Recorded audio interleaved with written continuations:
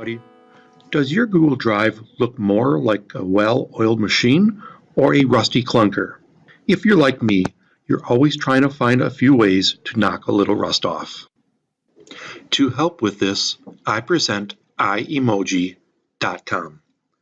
This website allows you to search emojis to find one that fits your needs. My first reaction was kind of blah. I was all like, but then I thought about how these symbols could be copied and pasted into the subject line of emails. This could really bring out what is meant by the subject.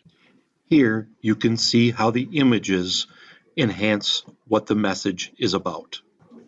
And this is what the subject line will look like in the incoming email.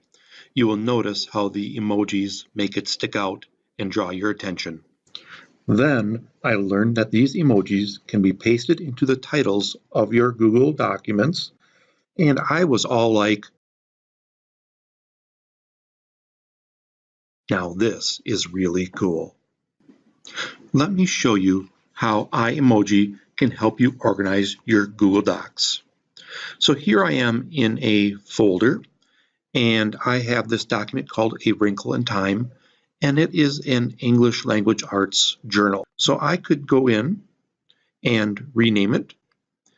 And let's say I went over here and I found a keyboard. See, I already have it here, and I copied it. So I click on the keyboard and I click on copy. And then I go over here, just paste it in here. And now there's a keyboard before A Wrinkle in Time. Click on save, and you can see it's there. You can also see how these are easily found in your folders, and you could use any symbols you would like to use. These emoji can also be used to search your Google Drive.